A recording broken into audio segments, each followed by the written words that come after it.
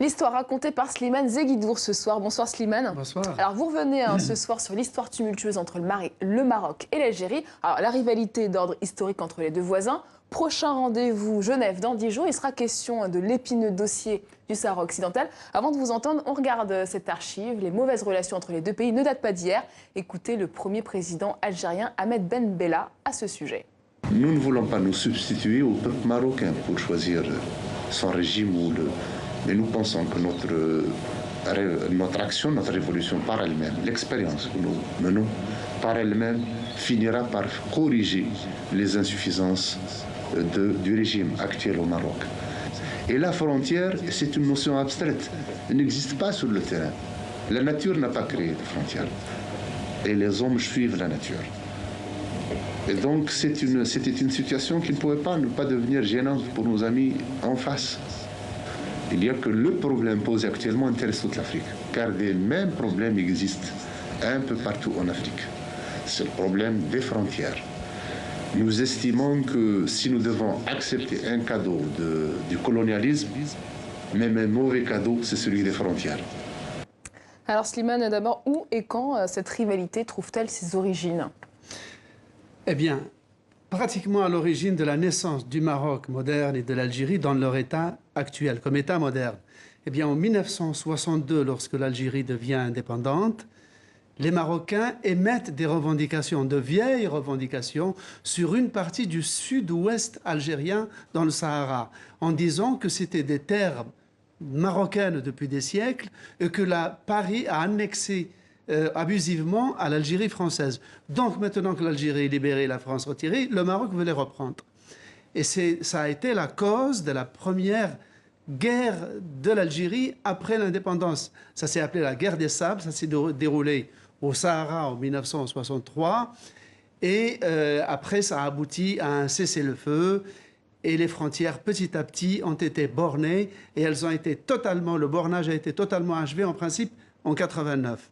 Sauf qu'entre-temps, il y a eu l'affaire du Sahara occidental, un autre problème de frontières, puisqu'en 1975, quand les Espagnols ont quitté le Sahara occidental qu'ils colonisaient, ils en avaient distribué une partie à la Mauritanie, une autre au Maroc, qui les ont absorbés. Et cette double absorption était contraire au droit international. Et l'Algérie s'est abritée à ce moment-là derrière le droit international pour contester cette double absorption, ce qui l'a conduit ensuite à soutenir le Polisario et à reconnaître la République sahraoui qui a été proclamée en 1976. Pourquoi Alger soutient le Front Polisario particulièrement? Alors, le discours algérien officiel, il faut rappeler que ce problème est extrêmement sensible et que les deux protagonistes sont d'une susceptibilité absolument à toute épreuve, même si les sociétés civiles des deux pays exhortent leur gouvernement à trouver une solution. L'Algérie s'est toujours abritée derrière l'idée qu'elle ne soutient pas le Polisario, elle soutient un principe du droit international qui est celui de l'autodétermination. Elle met en avant le fait que l'ONU considère le Sahara occidental comme faisant partie de la liste des États non encore autonomes.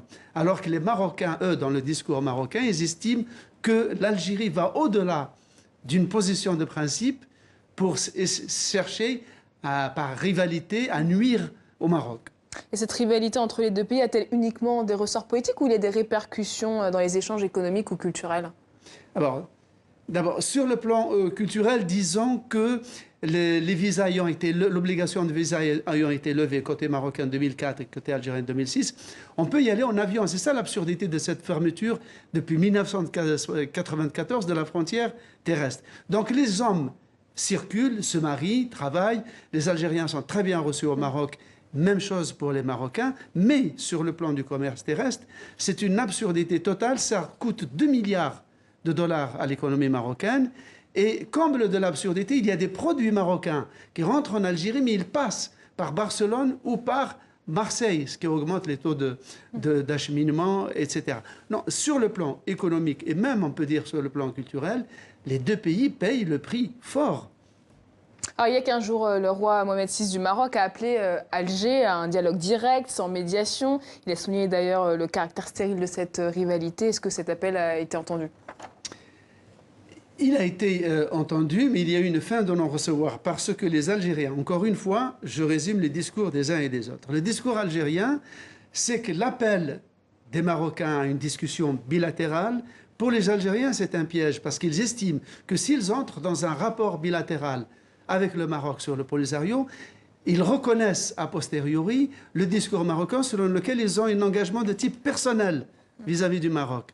Donc les Algériens ont réagi à leur manière en disant on va relancer ce dialogue autour algéro-marocain dans le cadre de l'Union du Maghreb arabe. Ce qui a fait que le Maroc, jusqu'à maintenant, est dans l'expectative. Mais encore une fois, les Algériens veulent s'abriter derrière un principe du droit international, alors que les Marocains estiment qu'il y a un problème aussi bilatéral entre les deux pays. Et selon vous, cette main tendue pourra-t-elle déboucher sur quelque chose? Alors, on attend la réunion à Genève. On attend la réunion à Genève entre les Marocains et le Front Polisario, et où les Algériens et les Mauritaniens devraient être présents sous l'égide de l'ONU. La qualité des rapports qu'il y aura, les échanges, ce qu'il en sortira, sera un très très bon indice pour apprécier l'état de relations. Cela dit, dans les moments sérieux et graves, par exemple quand le roi Hassan II est mort, le président Bouteflika a assisté aux obsèques, il a déclaré 3 jours de deuil en Algérie. Donc les fondamentaux des rapports entre les deux peuples qui ont la même histoire, la même culture, ne sont pas remis en cause. Merci beaucoup Slimane pour toutes vos explications.